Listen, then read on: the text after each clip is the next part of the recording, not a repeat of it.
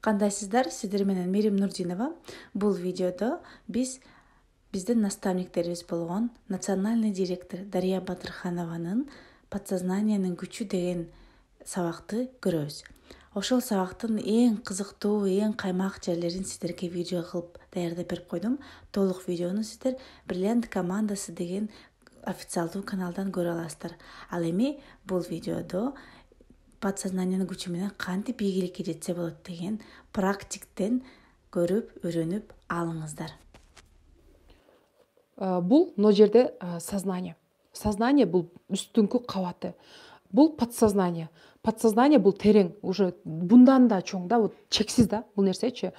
Бул, например, айсбергдин чокусу, айсбергдин түбү мындай тамыры болот дейт го, билесиңерби? Тоонун дагы тамыры болот да, биз учун эле көрөбүз да тоонунчу. А на самом деле килтейген болот да тамыры. Подсознанияда ушунчалык терабайт не болуп калыптыр, ал жерде чексиз память. Ал жерде сен төрөлгөн күндөн баштап азыркы күнгө чейинки маалыматтардын баардыгы ушул жерде чоң флешкада сакталат. Мисалы үчүн, сенин ошол мындай мындай азыркы учурда коркууларың, бир нерсе болуп аткандарың, вот кичинекейиңде коркуп калгандарыңдын айынан болот да, ошол нерселер. Вдруг эле мисалы үчүн сен суудан коркушуң мүмкүн, балким ошо кичинекейиңде сен суда мындай апаң жуундуруп атканда мурдуңа суу кирип кетип тумчугуп калгансың да.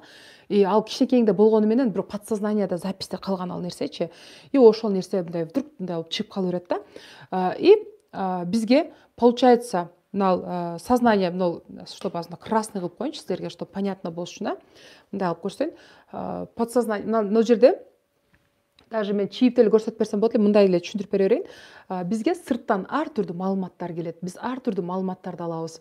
Допустим, сен фабилде иштеп баштадың, сен бирөөлөргө сунуштап баштадың, ал адамдар, койчу фабирликти, о мындай го дешевая косметика или ошол бир нерселерди айта турган болсо, сен уже ошол нерсени фильтрлебесең, ал мындай фабирлигиң болбогон нерсе деген нерсе уже мындай без фильтра эле өтүп кетет да. Ошол нерселер мисалы үчүн кирип кете берет. Сенин колуңдан келбейт, сен койчу, жөн эле отурчу дегенге окшогон жаман ушундай нерселерди ишенип алсаң, ушул нерселерге мындай губкадай болуп сиңип кетет. Эмнеге? Анткени сознанияда рассудок деген нерсе бар, логика деген нерсе бар. Бул жерде фильтр деген нерсе бар. Баардыгын ушул акылга салып, аң сезим ошон үчүн бул жерде мындай иштейт да, бул ошону иштетип туруп, фильтрлеп туруп, анан ошол кылганга мүмкүнчүлүк бар бул жерде. Бирок подсознаниянын айырмасы бул байкуш фильтрлей албайт да. Бул баардыгын мындай губкадай эле впитывать эте берет. Бир нерсе десе, хорошо, хоп, шеф, Айсел Сыдыкова сонун айтып берген, да, капитан, yes sir деп туруп, любой нерсени yes sir дейт да, лаббай дейт да. Любой нерсени, о, давай, точно дейт да, вот хорошо деп принимать эте берет. Любой нерсени, жаманды дагы, жакшыны дагы, любой нерсени сиңирип ала берет. Потому что сознание ошол приказды кетирди уже бул жака. Уже приказ түштү бул жака. Ошол нерсени аткарат. Мына найза сыяктуу келип атат, ошондой негативдүү установка келип атат, а мен болсо шап тосуп алдым, бул кайра уже все кирген жок да. Биз ошо калкан болуш керек, мына сознанияда калкан болуш керек, фильтр болуш керек дегеним ошо го да. Келаткан нерсени тосуп калыш керек. Келат дагы тосуп калыш керек. Все, болду, өткөрбөш керек ондой нерселерди. Ошол нерсени киргизип алсаң, уже все, уже тамырлап сага жайгашып кетет. Например, баягы көбүнчө иш кылбаган принцесса кыздарды ата-энелер урушат го. Эртең күйөөгө тийгенде анан ушинтип элементарно жумуртка курушту билбейсиң, эртең кайненең көтүңө тебип куйт дегенде эмне дейт кээ бирлер? Мен служанкам болот, мен мындай болот дегендер не болуп атат? Алар киргизбей атат. Апасы ошондой найза кетирип атат, ошону кетирип атат. Жок, андай болбойт, мен жашоом деп атат. Уже блок койду, уже блок коюп салды. Мен неме боломун? Мен принцессадай жашаймын, мен служанкаларым болот, мен мындай болот дегендер бар да. Мисалы үчүн, действительно карап келгенде алардын жашоосу дал ошондой дейт да. Анан кийин баягыны мен ошондой болуп кала турбаймынбы деп киргизип алган кыздар дагы бар. Деп киргизип алган кыздар эмне болушат? Действительно ошондой кыйналган жашоого туура келет. Эмнеге дегенде, ал апасынын сөзүнө ишенди. Все, киргизди ошол нерсени. Подсознаниясы сиңип кетти, ошол нерсени ал притягивать эте берет, өзүнө кайра тарта берет. Түшүнүктүү болдубу ушул тема? Азыр уже сиздерге уже тарс берип баштайын, эң маанилүү нерселерин берип баштайын. Мындай канткенде чыгарып кетебиз ошол нерседен, кантип чыгабыз ошол боюнча сиздерге айтып берем. Ар бириңиздерде ошондой установкалар бар. Давайте бул жака кимде азыр фабилиттик командасы кандай болуп атат, жазыңыздар бул жака. Ошол жазганда азыр мен сиздерге анализ беремин. Кимде кандай болуп жатат? Катталат, актив жок. Эми эң биздеги мындай терең тараган установкалардын бири бул мына биринчи жазган сөзүңүздөр. Бул силердин уже тамырлап кеткен установкаңыздар. Эмне үчүн биринчи чыкты сиздер сөйдөгөндө ал нерсени аффирмация сыяктуу күндө айтасыңар. Күндө айтасыңар, ичиңерден айтасыңар, сыртыңардан айтасыңар, командам уктап атат, мен командамда лидер жок, мен командамда уктап атат деп отуруп, силер ошол нерсени тамырлатып, укоренение деген техника бар. Тамырлатып салдыңыздар ал нерсени. Уже все. И ошол нерсени сиңирип алган нерсени подсознание максимально жасап баштайт. Эмнеге дегенде мен айтып кеттим силерге, капитан приказ бергенде yes sir деп аткарат деп атпаймынбы? А любой нерсени аткарат. Мисалы үчүн айтайлы, менин командам өспөй атат десең, хорошо дейт дагы, командаң өспөй тургандай иш аракеттер жасалып баштайт. Аларга подсознательная вибрация деген нерсе бар. Сен командам өспөй атат дедиң, все, подсознательная вибрация ошол адамдардын мээсине барат. Ошолордун подсознаниясына барат, сигнал барат. Эмне үчүн сен бир адамды ойлоп койсоң, ал адам вдруг чалып калат, же болбосо астыңдан чыгып калат.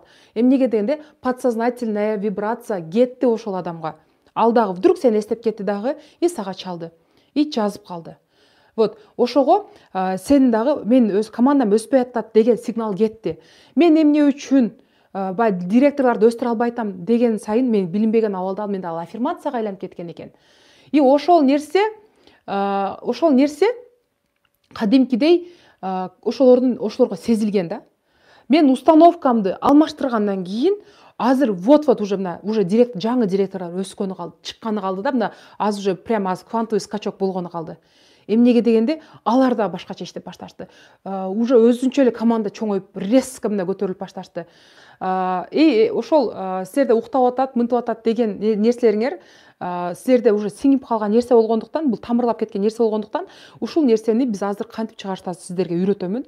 Ошо внимательно туруңуздар. Азыр мен көбүнчө мына бизде командам уктап атат деген, лидер өстүрө албай атам деген, жана мен неме боло албай атам деген, мен нормальный наставник боло албай атам деген да установка бар. Мен уже директор боло албайт окшойм да. Же болбосо менин командамда только так жанагындай өзү үчүн алгандар бар.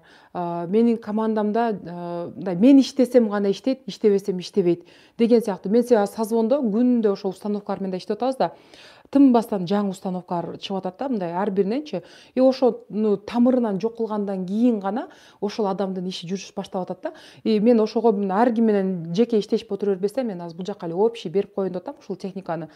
Айтат да, мына, например, мына көчөт дейли. Эгерде көчөт силер установкаңарды тамырынан алып салбасаңар, силер үстүнө эле кыркып кое турган болсоңор, да, тренингтерге баруу менен силер мотивация алып келүү менен да кыркып койдум деп ойлоп атасыңар да.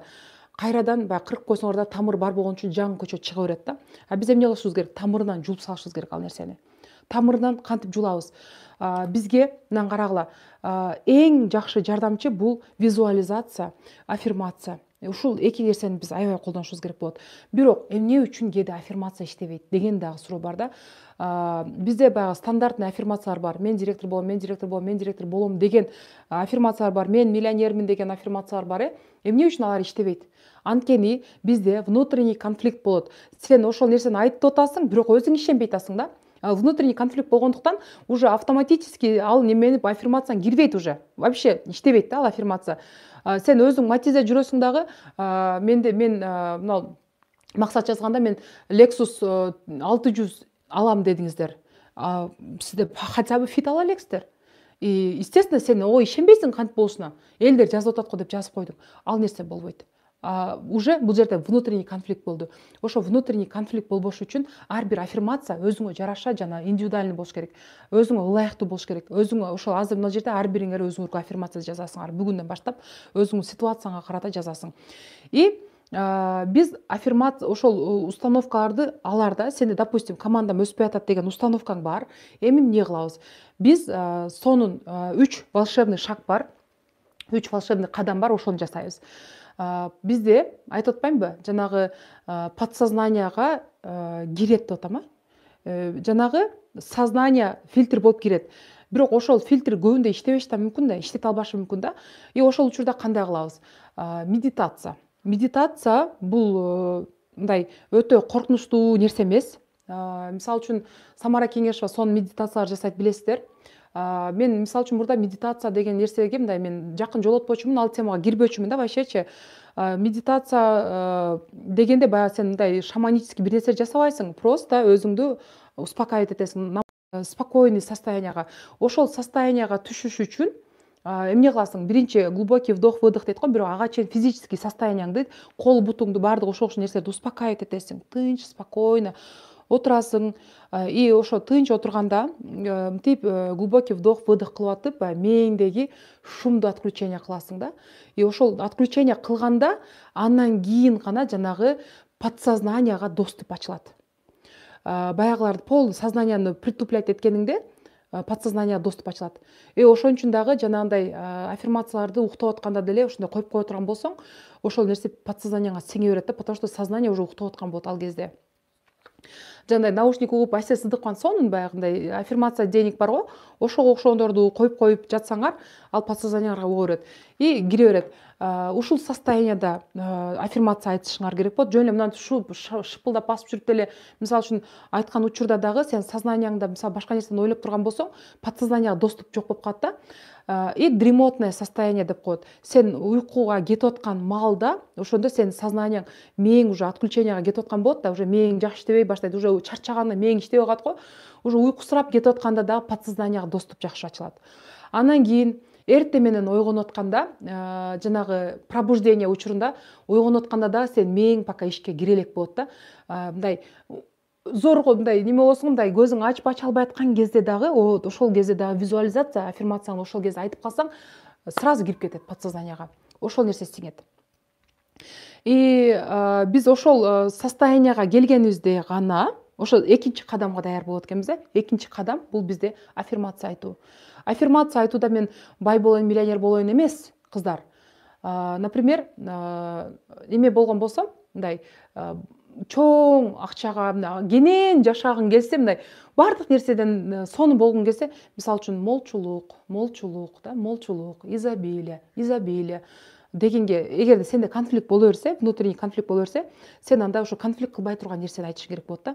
Молчулук, изобилие да, богатство, ошол сыяктуу жаңы статус деген сыяктуу, мисалы үчүн кыска нерселерди айтып киргизесиңер. Секин ошол нерсени мындай көп эле нерсени тантып айта бербестен, мисалы кечиресиздер, образга кирип кетип окшойт, бир нерсени концентрированно, как колыбельныйдай алдей деп аткан дегендей өзүңө ошо акырын айтып киргизе бересиң. Мисалы үчүн айтайлы, мисалы үчүн бир максат койдуң, директор болууну койдуң. Директор болуш үчүн командаң уктап атат дейли. Сен ошол состоянияда мен аракет кылган сайын командам ойгонуп атат. Мен кыймылдаган сайын командам өсүп атат. Командам күндөн күнгө чоңоюп атат. Командамда аябай чоң лидерлер чыгып атат десеңер, мен өзүм кыймылдаган сайын командам ойгонуп атат. Көрдүңөрбү? Конфликт болбойт бул жерде. Себеби бул жерде сен кыймылдаган үчүн команда дагы ойгонуп атат. Это логично бул нерсе. Мен канчалык сабактарды уккан сайын мен командам чоңоюп атат. Же болбосо мен китеп окуган сайын мен күчтүү наставник болуп атамын. Мен мындай кылган сайын мен командама супер продавецтер келип атат деген сыяктуу азыр өзүңөргө идея келет, себебинде подсознание өзү идея берет силерге. Подсознанияга мен өткөндө мына кече созвондо да бир эжек айтты, мен подсознанияны кул кылып алсаңар болот деп айткам да, ошол сөзүң мага аябай таасир берген дейт. Ошол сөз жакты. Действительно ошондой экен дейт. Подсознанияны кулчулукка алып алга дейт да, парабати дейт да. Сен наоборот көпчүлүгүбүз биз подсознанияны кулу болуп калганбыз да. Жаман нерселер киргизип алып, ошо жаман нерселер бизди управлять этип жүрө берет да. Сен наоборот жаман нерсени киргизбей, сен мээңдин хозяйны сенсиң да. Ошо жаман нерсени киргизүүчү да сенсиң, капитан сыяктуу жаман нерсени жакшы нерсени киргизүүчү да сенсиң да. Ошон үчүн өзүңө күндө ушудан баштап мен мээме неме коёмун, нормальный фильтр коёмун депчи. Мындай сонун кароол коём мээме депчи. Анткени бул биздин мээбизгечи мисалы үчүн бир күндө 60 000 ой келет да кыздар. Негативдүү ой келет, позитивдүү ой келет. Мисалы ошол ойды биз контроль кылбасак, негативдүү ой бул биздин энергиябызды сливать этет да.